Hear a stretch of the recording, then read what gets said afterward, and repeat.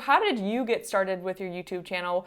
What made you start, and then what made you start with that niche? It was about 3 years ago, right? I started writing about cruises online. I went on a cruise, I sat down and I thought, what is this? This is not what I thought it would be like. So I started writing it down. And I pretty much just started a YouTube channel because there's certain things that it's just so much easier to show people than explain. And then I don't mind being on camera. I have no problem speaking these things. Back in February, I had 10,000. Took me a couple of months to get 20,000. Now I'm on 27,000. So I'm trying to ride out this wave. For me, I'm in a strange niche right now. I'm in the cruising niche, cruise ships. And right now we can't cruise. People cannot go on cruises. So I've changed the content I'm making. I'm not so much making tip videos or ship tours anymore because I can't do that. But there is so much cruise news that people want to know about. And at this point, people trust me, I suppose. They kind of trust my opinion on things. So I've been talking about what's happening in the news. For example, last week, a few cruise lines here in Europe tried cruising and they had coronavirus outbreaks on board, and it's not great. But people are very interested in that. So this, for me, I never would have thought that cruising being closed would help my YouTube channel. But it kind of has, because people go to someone they trust to say, what do you think is going to happen? When are we going to cruise again? What's it actually going to be like? And I've kind of become that person, I suppose, that can give people that information. So yeah, 10,000 in February, 27,000 now. So That's amazing. It took me almost 3 years, 2-3 years to get to the first 10,000. And then from there, it's just gone mad. What has your publishing schedule been like? Has it always been the same? And what made you decide to stick with what you have now? Yeah, so I pretty much from day one did one video a week. That's what I can manage. I'm working, I'm doing other things too. And having that one day, you will publish every Sunday, you will publish every Friday, made me do it. I don't think if I didn't have that schedule, I don't, you just let things slide. But with that schedule, I had to do it every single week. And I pretty much have since the beginning. Now I'm throwing in live streams as well. So I'm still just doing one video a week and one live stream a week. But I think you need to have that schedule. Sometimes it's really hard, especially for me, if I'm going on a cruise for a week or two, and I know I'm going to miss, 2 weekends, I will batch videos in advance and put them out so that people know where to look for me and when to look for me. At the moment, I'm releasing a video on Fridays and doing a live stream on Fridays. So people know when it gets to the end of the week, check out Emma's channel. And I also go on live and tell people to look at my latest video, which I think helps me. So I definitely think you need a schedule, no matter what it is, just something to keep you doing it more than anything else. And you have recently implemented live YouTube, which is a whole different ball game, right? We were just talking about that. Not only is it just, you just can't predict what people are going to do or say, but it is that real-time interaction. So do you think that has anything to do with some of your more recent growth? I think it has. I don't think it's necessarily great for getting a big reach. The live videos, they're pretty much live, and then YouTube doesn't really push them out afterwards. But what it's done is it's allowed me to see the same people coming back week after week, month after month. And those people I really get to know better. People like to see that you're a real person, and some just be a bit more casual. So they can come along, they can ask me questions. They know if, something's happened in the news on Tuesday, don't worry, Emma's got the live on Friday. We'll go on there, we'll ask her the question. So I think it's, rather than making my reach bigger, it's made my connection with people stronger. And then, they share it with their friends. So it does help. I really like doing it now. It took quite a long time for me to convince myself to do lives, because lives they're hard work. They're a bit scary. But generally speaking, they're pretty all right. I'm glad I do them. How do you deal with some of you just can't predict, like I said, you're gonna have some of those a little bit more negative comments from time to time. So how do you deal with that? And how have you adapted, trying not to take it personally, I assume?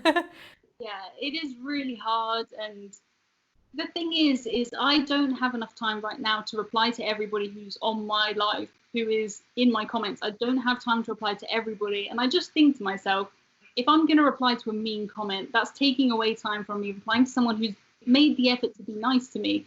So I try not to feed them or reply or argue with these people, because you're not going to change their minds.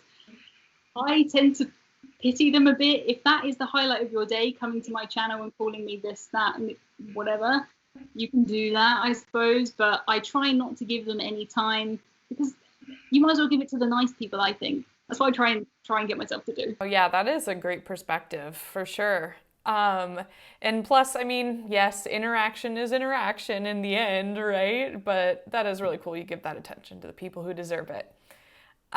So let's talk a little bit about, let's touch back on Project 24 and the YouTube 60 steps. How has that helped you? Yeah, so I did the 60 steps as if I had never done anything on YouTube before.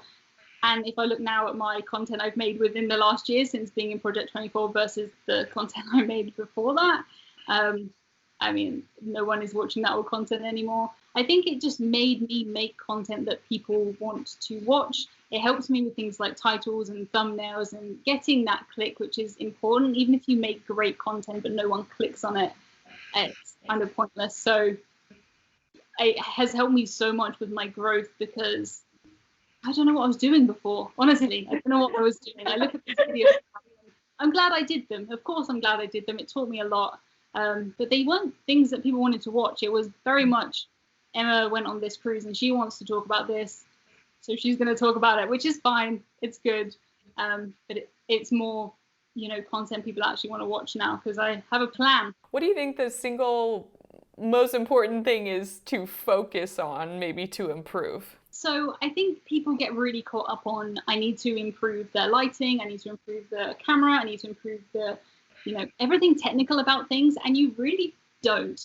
You need to improve your topics, and you need to just change the way that you're presenting your topics. Even if I was to make a video, which is something I would have done a few years ago, now I will be saying something like, the 7 most important tips that you must do for this, or the end of the world. Whereas before, I probably would have had those tips, but they would have got lost in just me talking. So the content necessarily doesn't have to change. If you're growing slowly, it doesn't mean that you're not making good content.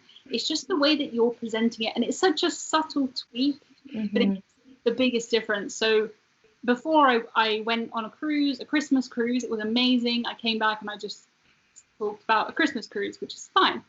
But now I'd make a video that said, 7 reasons you must take a Christmas cruise, and people love that structure. Or I might say 7 reasons never to take a Christmas cruise, which would do much better.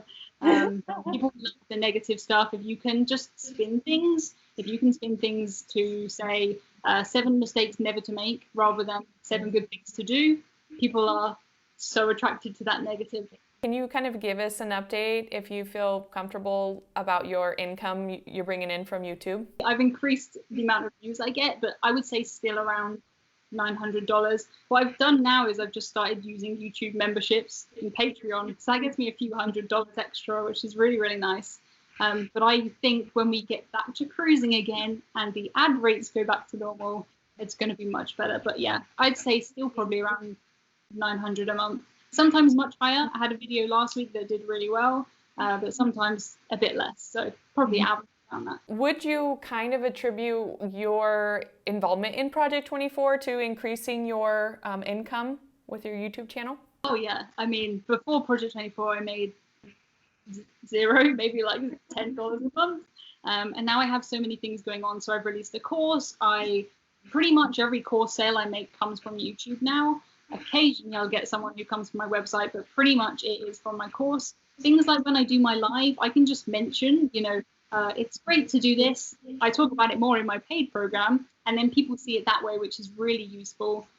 And yeah, ad revenue, I mean, it's all well and good, but I don't think it's the biggest thing to focus on. There's so much other stuff. I have various affiliates for, cruise lines and travel agencies. I'm just looking into a bit of lead generation now. So there's so much more than just the ad rates, which of course is lovely. It's really good to make ad revenue, but I think there's just so much more to think about than just that. So sometimes people think of a YouTube channel possibly not as an online business, but hopefully if you have a good niche, you're working toward that, getting some sort of income, right? So what would you say, or would you recommend Project 24 to someone who is looking to make their YouTube channel or blog an online business and monetize it eventually, right? I would definitely recommend Project 24 to anyone who wants, just a process to follow. I feel like before Project 24, I tried loads of stuff, not all bad, not all good, but I was kind of just going in all kinds of odd directions. And Project 24 kind of gave me a focus and a way to go, and people also all the way along who would help me, which I think is, you can't really put enough, what is the word? Emphasis. Yeah, you can't. It's so helpful just to have people who understand and who are in the same situation as you.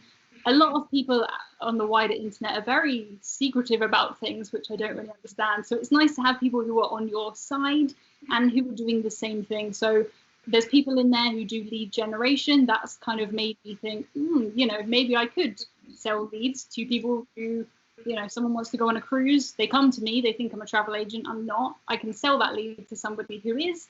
I never would have made my course without Project 24, and that's the thing that's kept me going through this cruising time, because people aren't searching so much for cruises anymore on the internet because they can't cruise. But my course sales have still stayed pretty good, so it's giving me hope. But I never would have had the confidence to do that without Project 24. I wouldn't know where to start. So it was so nice to have a process and have all of these just ideas, people that have done it before.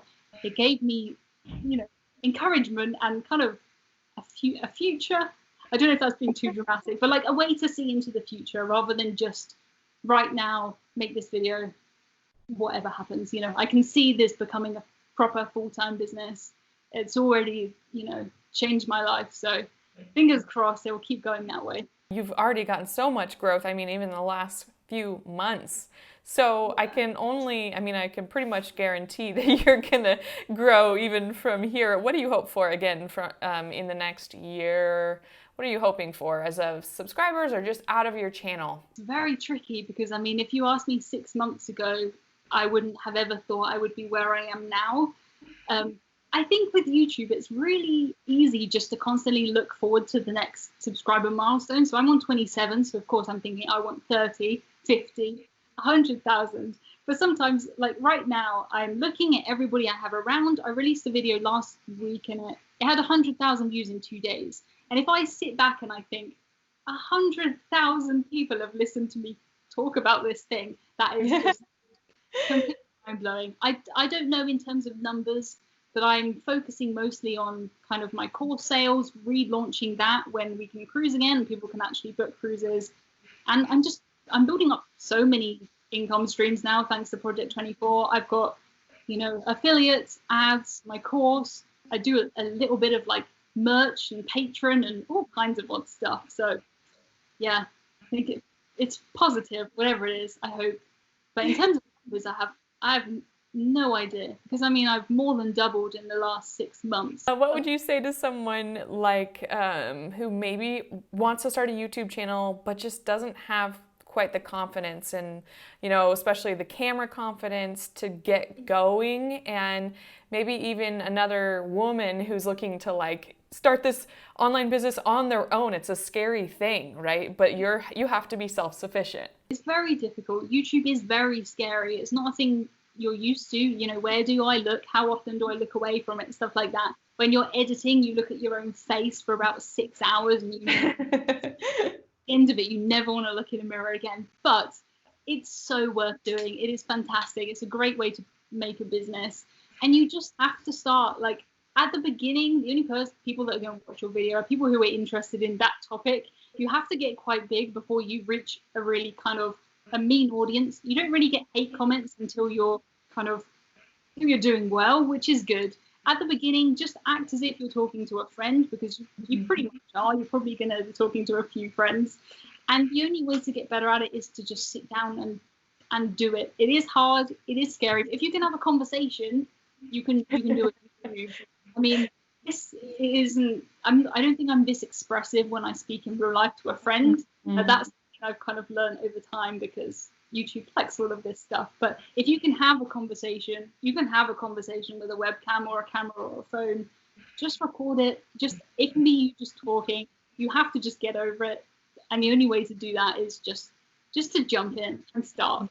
It's always better to have something than nothing. So just give it a go. Nothing to lose, I don't think. You are the expert in this niche on YouTube, so it's really cool. And I know a lot of people love you and watching you. One thing I would say that's helped me recently is definitely doing collaborations with other people. I know a lot of people shy away from it because logistically it's a bit difficult, and it is strange to ask someone if they'll come on your YouTube channel. But for me, it's really helped. I've had a cruise director on my channel. I've had other cruise YouTubers on my channel. I've spoken to people who've been on cruises, crew members, and I think that really, really helps. And it's always nice just to collaborate with other people. You get such a different perspective on things.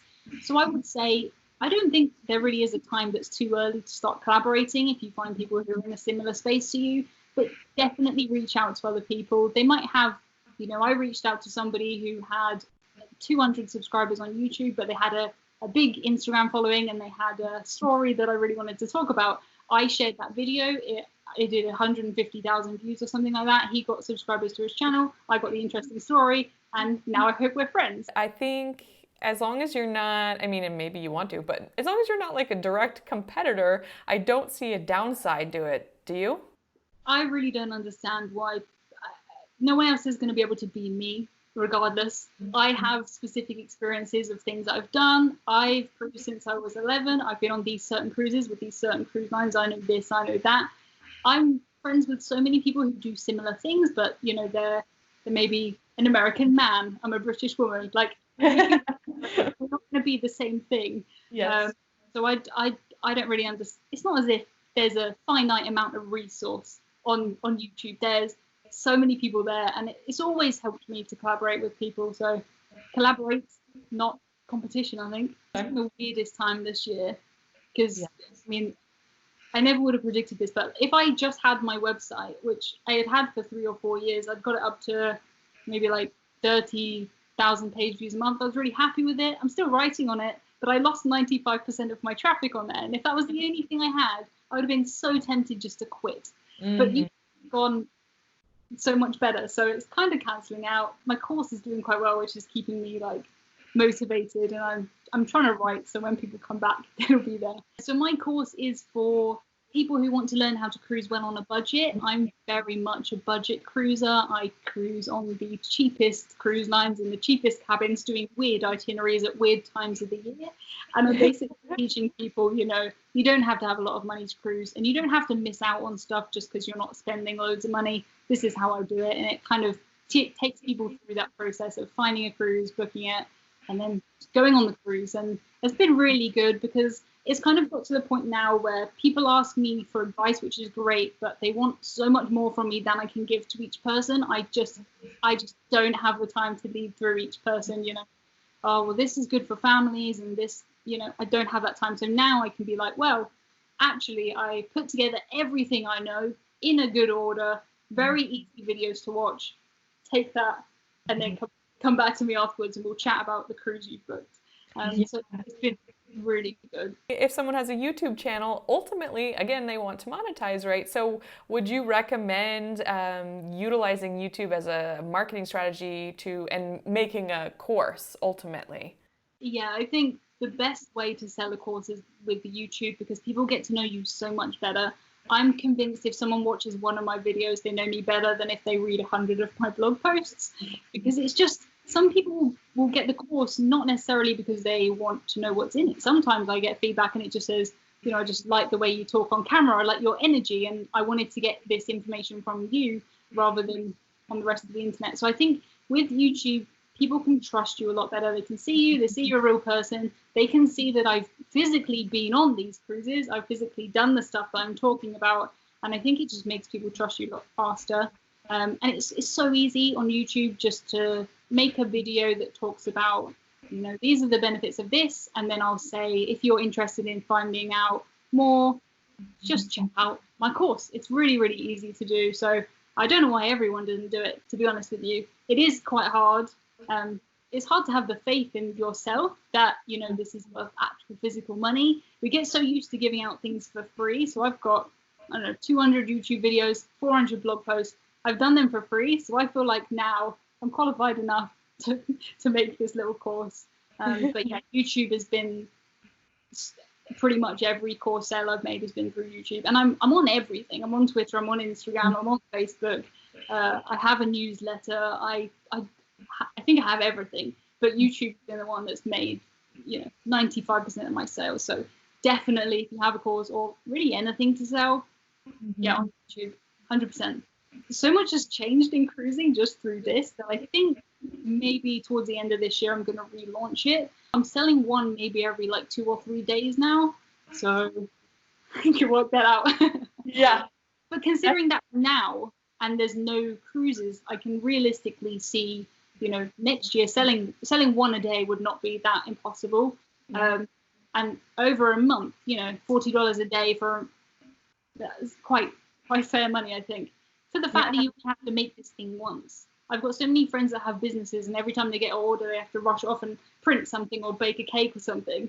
For me, when I get the email and it says someone's bought my course, I'll say thanks and I'll chat to them, but it's there. You do it once, and I can keep updating it. So, yeah, very happy with having a course.